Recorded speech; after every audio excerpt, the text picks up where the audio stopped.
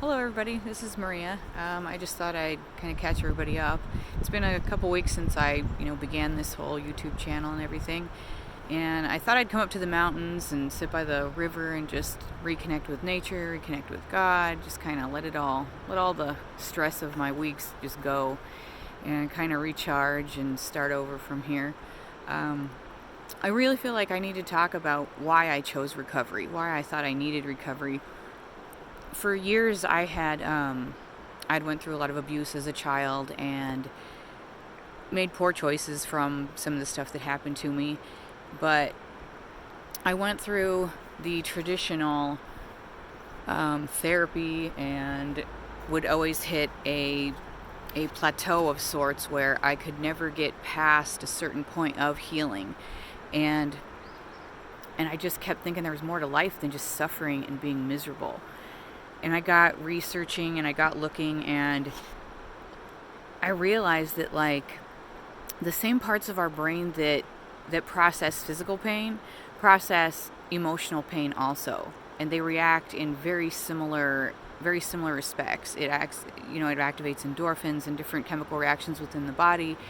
And we all expect to go through a state of recovery when we break a bone in our body, right? I mean, we don't expect to, break our arm and then be able to throw a football the next day or even 2 weeks later. We have to give that part of our body time to heal. And it got me thinking about my heart, like when I've went through some kind of a trauma or some kind of thing that broke my heart, a breakup, just an abuse as a child that broke my heart in a different way. And everything I researched about that was that emotional pain lasts so much longer and has such deeper effects on who we are and our emotional state than any kind of physical pain we could go through. And so I started realizing that I needed to go through some emotional healing. I needed to give myself a time of recovery for my heart to heal, for my brain to heal, for me to start looking at my life in a different way, looking at myself in a different way. Because everything that had happened to me gave me this false sense of who I was and what I was meant for and what I was supposed to do with my life. And as I embarked on this journey of recovery and gave myself time to heal from all of that, I'm starting to see the real me who God created me to be in the beginning, before the world put all these things on me, and the trauma and the life experiences and the different abuse and things that was kind of put on me whether I wanted it or not, was given to me. These labels, these names, these situations that I was just supposed to accept and just deal with it, because that's what life tells us, right? We go through something, it's just like suck it up and deal with it. Only what happens when we can't anymore? What happens when it reaches deep down in our soul and breaks us to the point where we don't want to deal with anything anymore? And that's where I had gotten with a lot of things in my life. A lot of pain, a lot of hurt, a lot of suffering, and I didn't want to deal with any of it anymore.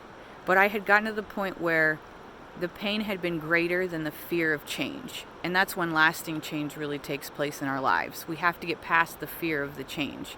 Because let's face it, change is traumatic. Even good change is traumatic. We're creatures of habit. We like this thing. We like our rituals. We like our habitual things that we do every day. That's what makes us comfortable. It makes us feel safe and sound and like we're okay. So when something comes in to change that, even though maybe some of the stuff we're used to is extremely harmful, extremely dysfunctional for us, but we're used to it. It's our normal. It's our comfortability that we reside in that dysfunction, in that pain, in that horrible, toxic situation, because it's all we've known. It's what we've come to realize is our normal, our comfortable place where we feel safe. Even though it's extremely harmful for us, it's not good. And when that's removed, it's taken away, we feel this huge traumatic experience, because now everything that was comfortable is gone. Even though it was horrible for us, we want what's comfortable. We strive for what's comfortable, what's safe, what makes us feel safe. And so when we go through that, we have to embrace the change. We have to embrace the fear of that change too. And my pain had become so great that anything had to be better than where I was. It had to be. It was either fight to start living or fight to die, because I was done. I had gotten to that breaking point in my spirit of something has to change one way or the other, and I'll take whatever is better than this. And that's what brought me to recovery, and what got me digging through my trauma and my past experiences and everything. And I looked up some definitions. I wrote them down here. Like the definition of recovery, for instance, there's two definitions. One is a return to a normal state of health, mind, or strength, which is exactly what we want, right? That's what we do when we break a bone. We have to go through the period of letting that bone regrow, come back together.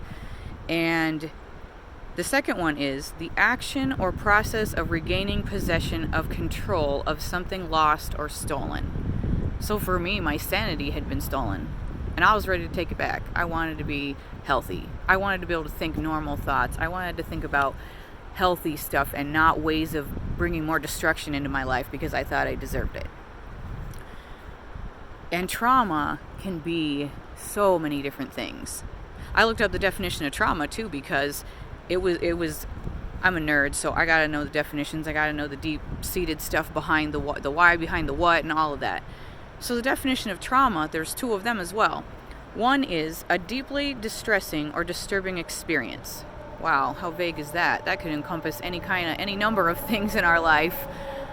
Loss of loved ones, loss of a job, loss of a marriage, loss of a relationship, loss of just possessions, a person, anything, a pet, any kind of thing can cause us trauma. Harm to our body, harm to our soul, harm to our very mind. Somebody says something horrible about us, that can be horribly traumatic depending on the person. The second one is a physical injury, which we've already talked about. Breaking a bone, that's a trauma, automatically, right there. Bam, cut and dry, pain, healing, voila, you're done. Emotional pain, on the other hand, is so much deeper and takes so much more effort to overcome it and to get past it and to get to that healing, because a lot of times with our emotional stress and our emotional trauma, it has to do with stuff that we did to ourselves. And sometimes we lie to ourselves. I lied to myself for years, decades. That I was a real hateful person, and I masked it under, I'm just truthful. I'm just like brutally honest. But that wasn't the truth. I was lying to myself, and I ate up every bit of the lie. And in our brains, when we think something, the same thing over and over again, it creates what's called a neural pathway. Something that's set, it's like a road. And to find a new one that's different than that, it's kind of like on a grassy knoll. You take like a ball and you roll over it in that same spot. In the beginning, you can't really see where it rolled. But if you roll over the exact same spot over and over and over again, eventually it's going to wear a little path there. And the more you do it, the deeper that path becomes. The deeper entrenched that ball becomes down that road, down that little pathway. And that's what I had to do in my brain. At first I had to find what the lies were that I had been lying to myself about. And then I had to replace those with the truth. Because it's not just good enough to find the lie, but then you have to replace the lie with a truth. Because otherwise we go back to what's comfortable. If we have nothing to replace what was taken off, we go right back to what's comfortable. Whether it's dysfunctional or damaging, it doesn't matter. People, we do what works. That's what people are. We're habitual creatures. We will do what works. And we do what's easy too. It takes a really strong, hard person to push past all that and get to the point of going, you know what? I don't care how painful. I don't care how scary. I'm going to do it anyway. And that's what I had to do. That's what I had to do embarking on this journey. And I didn't just do it for me. I did it for my kids. Because, like it or not, how we treat our children affects who they become. How my father spoke to me affected who I became, who I saw myself as, the lies I started telling myself. And I didn't want that same thing for my kids. I wanted to break the cycle, break the chains immediately so they didn't have to grow up and live in the same place I found myself, in this deep pit of destruction and self-hatred and misery, and have to climb out and do the work to fight for their recovery, because that's what it is. Recovery is a fight. Because no freedom comes without force. Freedom comes by force. I have it on my wall at home, because really you have to fight for your freedom. You have to fight for your healing. Because the lies are so strong. But God is stronger, and the truth is 10 times stronger than any lie ever will be. And that's where I've come on this journey. And just for those of you who don't know, I will be sharing my testimony in person on March 23rd, which is a Monday, at CR, Celebrate Recovery, at Rio Advance on Hunt Road here in Maryville, Tennessee.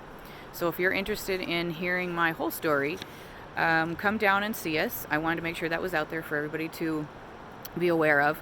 If you want to come down and see it, that's great, awesome. Maybe you'll get something out of it. I hope so.